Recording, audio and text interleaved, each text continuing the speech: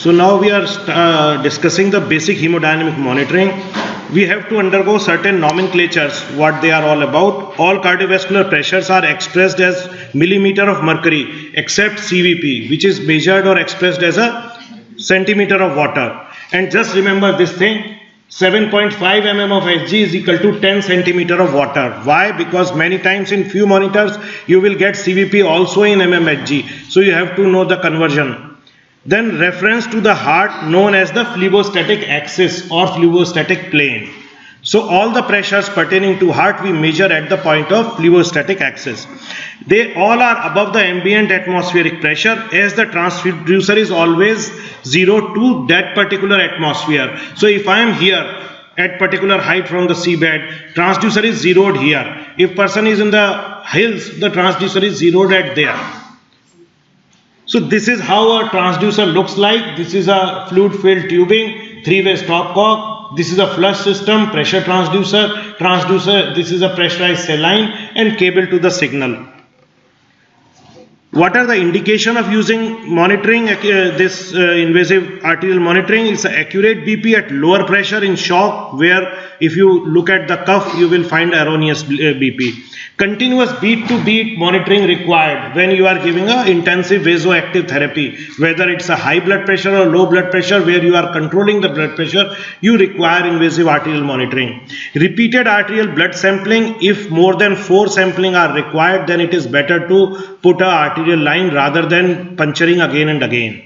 Patient with gross edema, obesity, where you know that NIBP recording will be unreliable, and it could be a indirect assessment of intravascular volume status. We'll discuss this in successive presentations. So where are the site of arterial cannulation? Radial, femoral, posttibial, dorsalis, pedis, they are the commonest site. Brachial should be avoided because it is an end artery. If something goes wrong, you lose the limb. Radial is preferred because it is a superficial, easily accessible, and good collaterals from ulnar artery.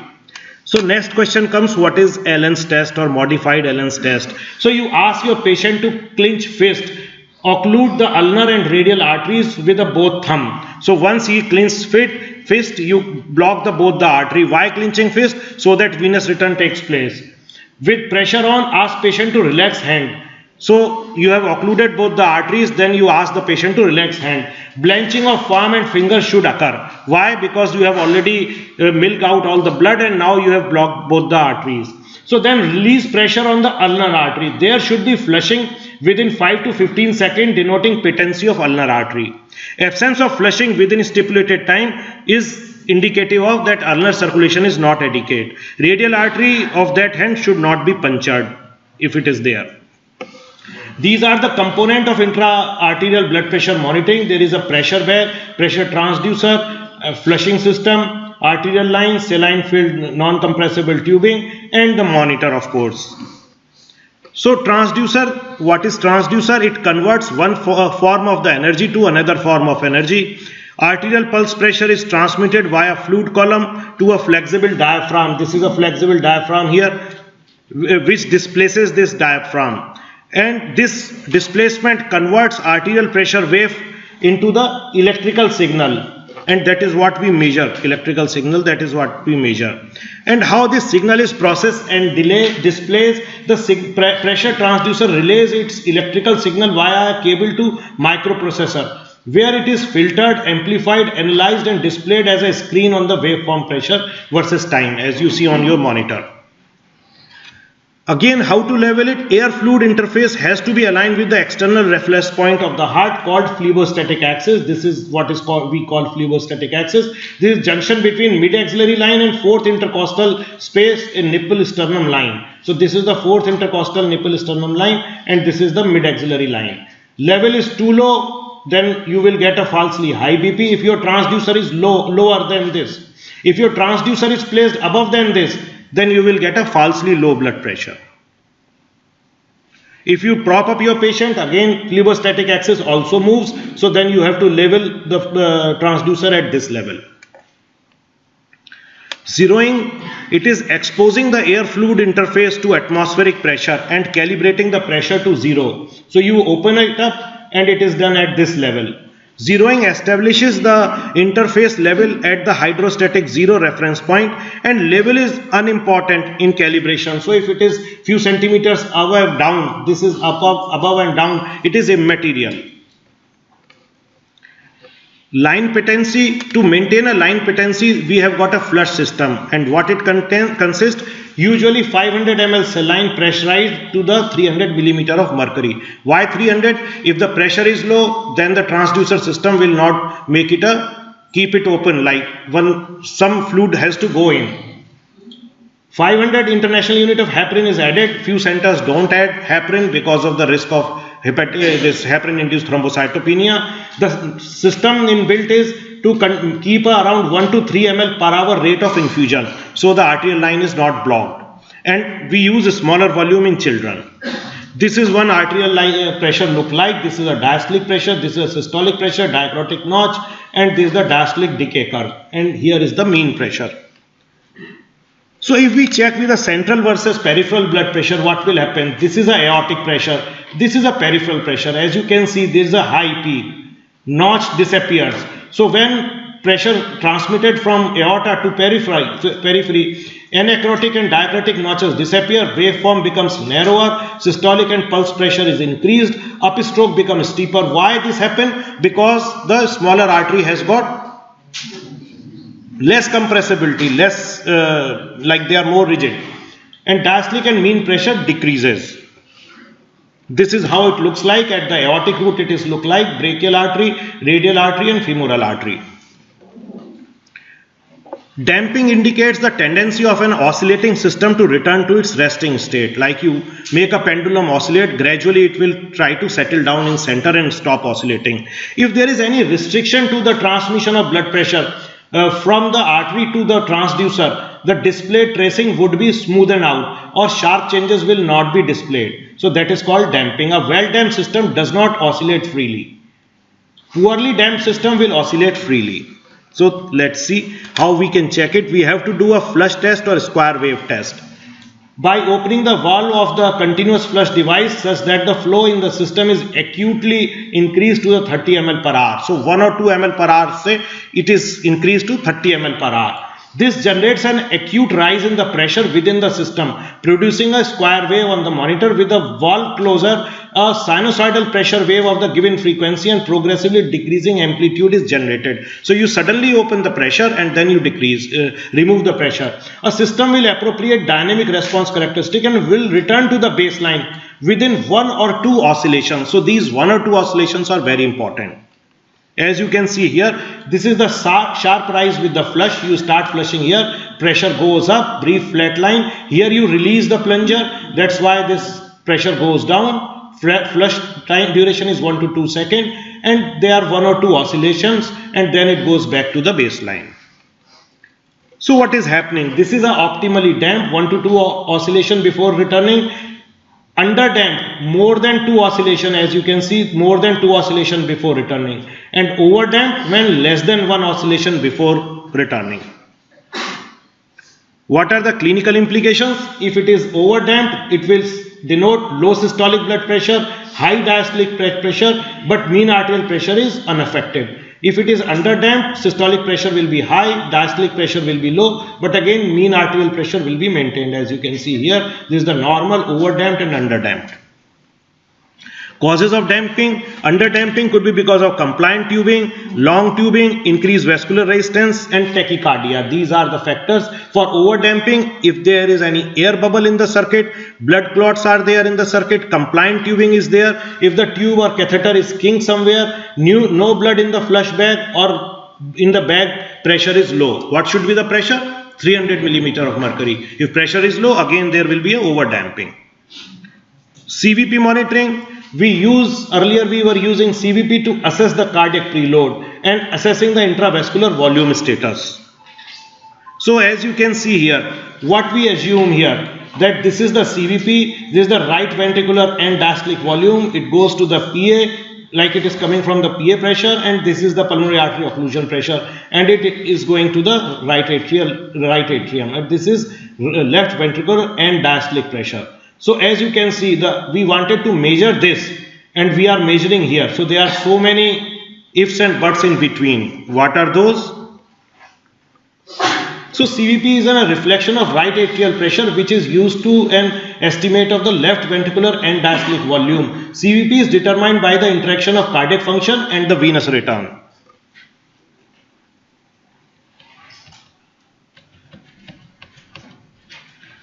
So these are the assumption. As you can see, left ventricular end diastolic volume is equivalent to left ventricular end diastolic pressure. If LV compliance is normal, then this can happen. Left atrial pressure is equal to left ventricular end diastolic pressure if normal mitral valve is there. Left atrial pressure is equal to pulmonary artery occlusion pressure if pulmonary artery catheter is in zone lung 3 and normal airway pressure is there. Pulmonary artery occlusion pressure is equal to pulmonary artery diastolic pressure in normal PVR. And CVP is equal to left atrial pressure, parallel function of the RV and LV are there. So just imagine if all these conditions are meeting, only then it is validated. But mind you, in septic patient or any patient in the ICU, you will find sub-abnormality here. That is why CVP is not true indicator of the left ventricular and diastolic pressure. These are the CVP waveforms. As you can see, this is the ECG, this is the arterial line, and this is the CVP tracing. So there are two, this A and C are the upswings and X and Y descent, and V upswing is there.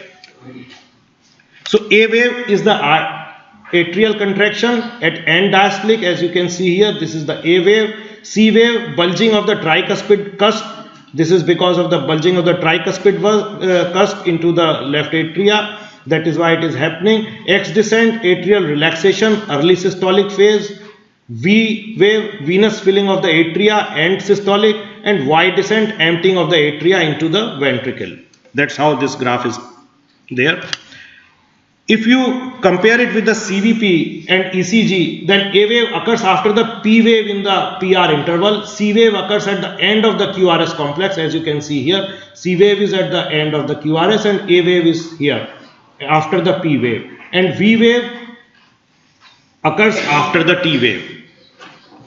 So what will happen in tricuspid regurgitation? As you can see, this is the picture of a tricuspid regurgitation and this is the picture of tricuspid stenosis. Sometime it can be asked in the examination. In cardiac tamponade, you will be seeing picture like this. This is the attenuated Y descent. So Y descent is not properly maintained here. When to measure CVP, a peak of A wave coincides with the point of maximal filling of the right ventricle. Therefore, this is the value which should be used for measurement of right ventricular end diastolic pressure, because maximal filling is taken place here. Machines just average the measurement. So if you are measuring it, it will just give you the average reading and should be measured at the end expiration always. So as you can see, in a spontaneously breathing patient, end expiration is here, and in a ventilated patient, end expiration is here. How to locate end expiration with spontaneous breathing? Locate waveform just before pressure decline. So maximal pressure will be the end expiratory pressure in spontaneously, and in mechanically breathing patient, locate waveform just before the pressure rise, or lowest pressure will be the end expiratory pressure. During spontaneous breathing, decrease in pleural and peripheral pressure, pericardial pressure during the inspiration, decrease transmission to the right atrium. So this causes decrease in the measured CVP, but transmural pressure may actually increase. Mechanically ventilation occurs the opposite effect during the forced inspiration breath. Pleural and pericardial pressures are almost equal to atmosphere pressure at end expiration, because at end expiration the lungs are open to the atmosphere. So the pressure is almost equal to zero, or not zero, atmospheric pressure. This is true with both spontaneous and mechanically ventilation, because in the both scenario is same. The point in time provides the best estimate for the transmural pressure and the cardiac preload. So always measure at the end expiration. CVP will be elevated in hypervolemia, pneumothorax, hemothorax, intra-abdominal hypertension, pericardial tamponade, and mechanical ventilation with PEEP. CVP and pulmonary artery occlusion pressure is generally higher with the PEEP. CVP, intravascular right atrial pressure. So solution, do not subtract arbitrary values when you are giving PEEP. Do not disconnect ventilator to measure true CVP. check CVP trend, don't rely on a single reading. So just check the trend and guide therapy with the fluid challenge. So next is pulmonary artery catheter. Although it is gradually phasing down from the critical care, but in many exams it is asked. So as you can see, this is a balloon port where the syringe is fixed and you can inflate and deflate this balloon. This is a CVP port, this is a PA port. PA port is opening here, the tip is opening beyond the balloon. And there is a thermistor, of course. This thermistor is placed at the tip of the catheter where it measures the temperature. So it is a pressure guided placement. You go to the right atrium, see the CVP tracing, then you inflate the balloon, so that balloon, because of the inflation, it is floating in the, that is why we call floating of the balloon, and because it floats with the, moves with the flow of the blood. So it goes into the right ventricle. The moment it goes to the right ventricle, you can see the right ventricular tracing. Then you further advance it and it goes into the pulmonary artery catheter, pulmonary artery. And as you know, the right atrial, right ventricular systolic pressure and pulmonary systolic pressure, they are same. Only the, in pulmonary vein, pulmonary artery, the diastolic pressure is higher than the right ventricular pressure. And then you occlude the balloon, and that's how you get the tracing. Small slide about the west lung zones. As you can see at the tip, this is the first west lung zone where the pulmonary artery pressure is less than the alveolar pressure. So alveolar pressure is highest. So if your swan is going here, you will measure the alveolar pressure, not the pulmonary artery occlusion pressure. In zone 2, what is happening? It is almost occluding here. So pulmonary artery pressure is higher than pulmonary airway alveolar pressure, than the pulmonary vein pressure. But if you float the swan here and with the inspiration or high PEEP, mechanical ventilation and high PEEP, this is getting over distended. So as you can see, you can get an upswing here. So this upswing is indicating that you are not measuring the true pulmonary artery occlusion pressure. This upswing is measuring part of alveolar pressure as well. So zone 3 is the easiest and safest. In zone 3, the pulmonary artery pressure is higher than the pulmonary this alveolar pressure, and pulmonary vein pressure is again higher than the alveolar pressure. So this column is maintained. Here you can float it and you occlude it, and that's how you measure it here. How to confirm zone 3 placement? Pulmonary artery diastolic pressure will be higher than the pulmonary artery capillary wedge pressure. Atrial pattern on the wedge waveform is seen. Catheter tip below level of the atrium. If you do a lateral X-ray, free aspiration of blood from the lumen with the balloon inflated should be there. Only then you are sure that this blood is coming from the pulmonary vein. PO2 of the blood aspirated from pulmonary artery with balloon inflated is equal to PaO2 of the patient. So as you can see here, this is the pulmonary artery. Here we occlude the capillary, and this is, you occlude here. So this makes a static column of the blood, which is indicating the left atrial pressure directly. This is the occlusion tracing, similar of the CVP. Pulmonary artery occlusion pressure is a reflection of left atrial pressure. No identifiable C wave is here. Higher mean pressure 10 to 12 is there. Indication: high risk cardiac surgery, non-cardiac surgery with high risk cardiac cases. To measure SCVO2, SVO2, not SCVO2, SVO2, measure right and left heart pressure and optimize therapy. These are the normal values. Right atrial pressure ranges 0 to 6, mean is 3. Right ventricular pressure, systolic is 17 to 30, diastolic is 0 to 6. Pulmonary artery, systolic to 15 to 30, almost similar to the right ventricle. Diastolic is definitely high from the right ventricle, 5 to 13, mean is 10 to 18. And pulmonary artery wedge pressure is 2 to 12. Limitations: mitral stenosis, mitral insufficiency, left atrial myxoma, pulmonary embolus, COPD, positive airway pressure and PEEP, where the pulmonary artery wedge pressure will be higher than the left ventricular and diastolic pressure. Condition where the pulmonary artery wedge pressure will be less than left ventricular and diastolic pressure is decreased left ventricular compliance, ischemia, hypertrophy, high LVDP more than 25 and aortic insufficiency. These are the complications. Procedure related: can cause hematoma, pneumothorax, failed procedure, arterial puncture, arrhythmias. Pulmonary artery catheter related: cannot, failure to reach correct position, arrhythmias, balloon rupture can happen, pulmonary venous rupture can happen.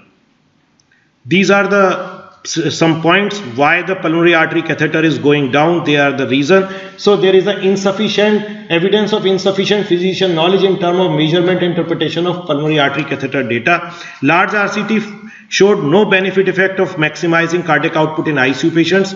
Large retrospective study showing harmful effect of the PSC, and main is large RCT showing neutral effect of the PSC. Then emergence of other advanced hemodynamic monitoring, then development of bedside echocardiography, and emergence of the fluid responsiveness we'll discuss, and functional hemodynamic monitoring approach we'll discuss in successive presentations. So last part of the lecture is IABP. It is a circulatory assist device to support LV, uses counter pulsation where aortic blood is displaced and inflation and deflation of the balloon. Balloon is connected to the console with a which dictates the inflation deflation with the passage of helium. These are the beneficial effect of the IABP: increases coronary artery perfusion, increases myocardial oxygen supply, decreases myocardial work by reducing afterload, decreases myocardial oxygen demand, increases blood pressure, and decreases pulmonary artery pressure. These were the classic indication. Why classical? Because in older books you will find these indications like acute left ventricular failure post cardiac surgery, severe unstable angina, cardiogenic shock post myocardial infarction, bridge to cardiac transplantation, and stent myocardium after myocardial infarction. But majority of these indications do not hold true. These are the different literature. I don't want to go into detail of that literature. So if I talk about the true indication, we can classify into three groups where we don't have got any choice but to pump to the pump. Failure to come off bypass, but why not ECMO? So one indication was failure to come off bypass in theatre. I would say why not ECMO? You have already heard the talk, so that indication goes down. Severe ischemic mitral regurgitation or ventricular septal defect with hemodynamic compromise while waiting for repair. So if somebody asks me which is the absolute indication of IABP today, this is the absolute indication.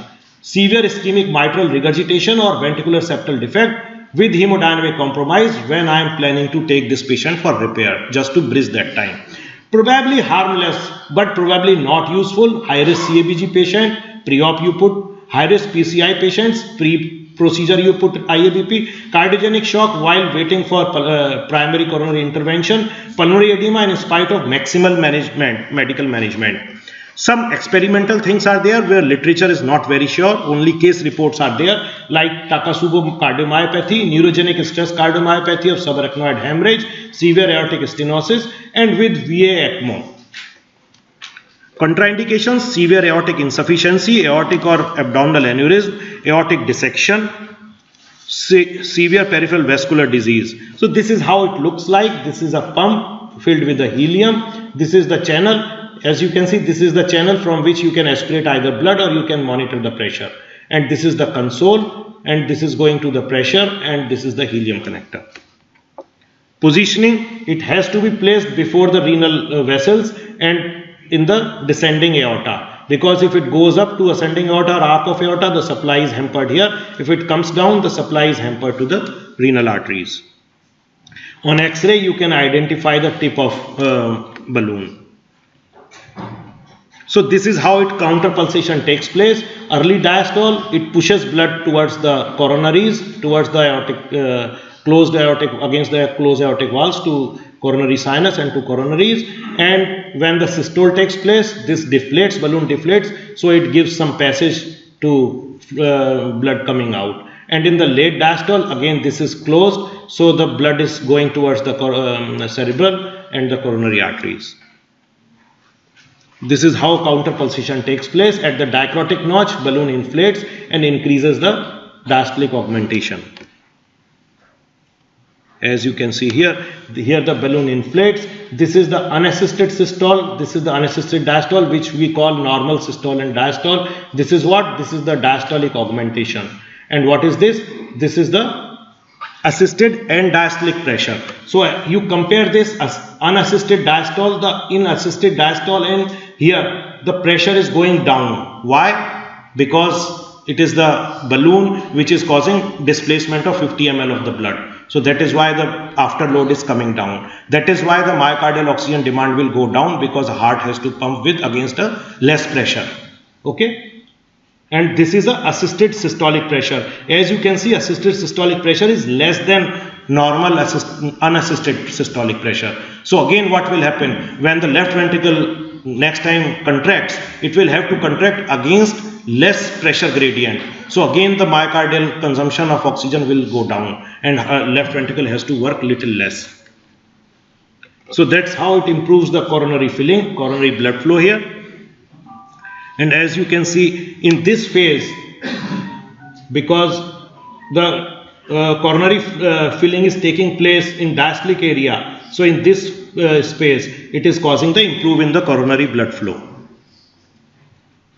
This is, we already discussed, assisted and diastolic pressure, and this decreases the myocardial oxygen consumption. So everybody knows about the isometric contraction of the left ventricle. What is the isometric? Both the valves are closed, it is just generating the pressure within. So as you can see, when we put on the IABP, the time period of this isometric contraction is less, because the assisted systole is less than the unassisted systole. So atrial aortic valve opens little early.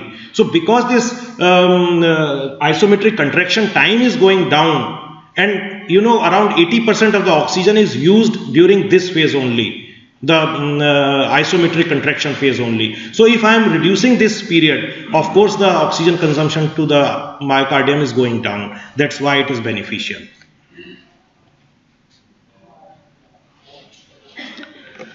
So in again the systolic pressure is low, so again heart has to pump with a less pressure. Again the oxygen consumption is less with this. What will happen if it inflates little early? This is the waveform characteristic. As you can see, inflation of IABP prior to dicrotic notch, just prior to dicrotic notch, usually dicrotic notch should have happened here, and diastolic augmentation encroaches into the systole. So if then what will happen? The afterload will increase. Of course, there is a potential premature closure of the aortic valve, potential increase in the left ventricular and diastolic volume and left ventricular and diastolic pressure and pulmonary artery capillary wedge pressure. Increased left ventricular wall stress or afterload will be there. Aortic regurgitation can happen. Increase oxygen consumption, myocardial oxygen demand will increase. Decreased LV oxygen supply due to decreased diastolic perfusion, because diastolic perfusion is decreased, so coronary will get less blood flow, and resulting into decreased cardiac output due to decreased stroke volume. Late inflation, when dicrotic notch is taken place and after that it is inflating, what will happen? Waveform characteristic, inflation of the IABP after the dicrotic notch, absence of the V-shape, suboptimal diastolic augmentation, suboptimal coronary artery perfusion will be there. Early deflation, it is a premature deflation during the diastolic phase, as you can see here. Deflation of IABP is seen as a sharp drop following diastolic augmentation. Suboptimal diastolic augmentation will be there. Assisted aortic and diastolic pressure may be equal to or less than the unassisted aortic and diastolic pressure. So what will happen? Again the afterload will increase. Assisted systole pressure may rise. Physiological effects, suboptimal coronary perfusion, potential for retrograde coronary and carotid blood flow, because it is deflating early, so it is creating a vacuum in the aorta. Aortic valve has not opened and there is a sudden vacuum, so there can be a retrograde flow. Angina may occur as a result of retrograde flow, and myocardial oxygen demand will be high. Late deflation, so afterload reduction is essentially absent. Increased oxygen consumption, myocardial oxygen consumption due to left ventricular ejection against a greater resistance and prolonged isovolumetric contraction phase. IABP may impede left ventricular ejection and increase afterload. Complications of IABP, limb ischemia, bleeding from site and internal bleeding can happen, infection, sepsis can happen, it can cause aortic dissection, false aneurysm can happen, inappropriate timing causing increase in the afterload and stress to the left ventricle, pump failure can happen, machine failure, and balloon catheter rupture and gas loss can happen. Thank you very much.